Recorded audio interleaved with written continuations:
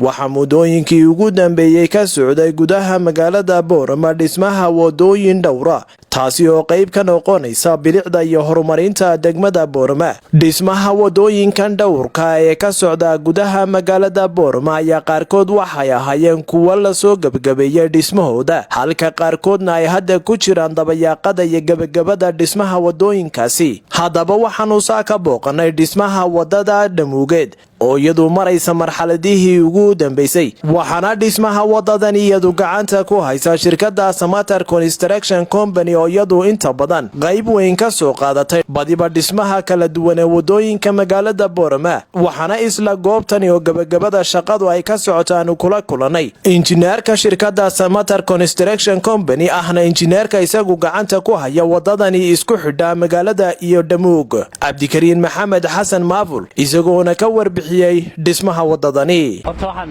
ka hadlaynaa mahadnaqun haddaan nahay maamulka shirkadda Samatter Engineering and Construction Company. Maanta oo gabagabeynay wadadii xaafadda Dhamuug.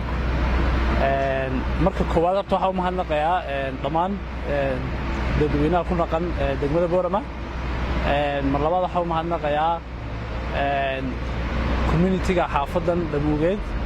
Mar saddexaadna waxaan u mahadnaqayaa maamulka degmada dhammaantood oo intaan hawsha wadnay si fiican noola shaqaynayay. Shaqo ahaan maanta horta shaqadii noo gabagabowday, shirkad ahaan ilaahay nagu asturay. Waxaan noo dhiman waa biyo mareenadii iyo inaan intaa ka shaqayno, laakiin shaqada badankeygii maanta waan gabagabeynay. Waxaan leenahay dadweynaha degan xaafadan wadada idiga la inii dhisay, lacagta inta leegnada idigu bixiyay inaad ilaashataan mas'uuliyadeedii inay saaran tahay.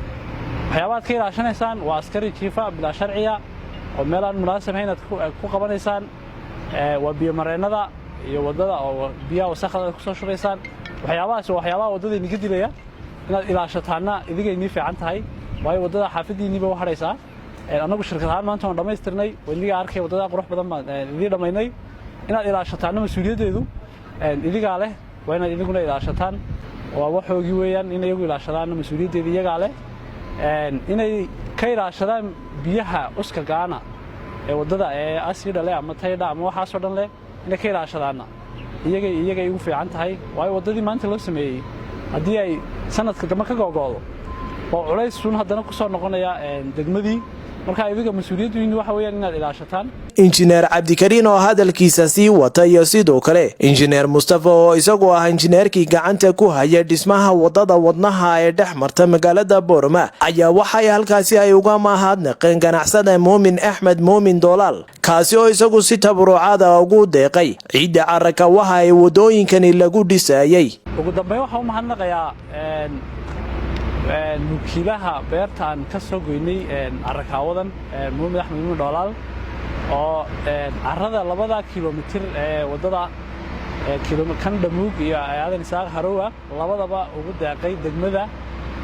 nukilaasna waan u mahadnaqaynaa, ilaahay ajar ha ka siiyaba leenahay maadaama uu degmadiisii dhulkiisii u horay. waayo Boorama problemka ugu badan ee jira waa meelaha carrada laga goynayo, taasaana mashaakil markasta nagu ah markaan wadooyinka dhisayno. ninkaasna ilaahay xasanaadka ugu daraan leh isagii faamiligiisa. mashaariicdii JBLG-ga noo socotay oo maanta noo soo gabagabowday waa alxamdulillah. xoogay yaroo drainage-kii un hadhay. waxaan halkan ka sheegaynaa in carrada uu naga caawiyey Muumin Axmed Muumin Doolaal. wax lacag aan weydiin meelaha qaarna xataa naga iibin jiray carrada, markaas oo nagu mahadnaqaynaa inta isagana. Axmed Muuse Sheekh Xasan Axmed Buuri, magaalada Boorama ee xarunta gobolka Awdal.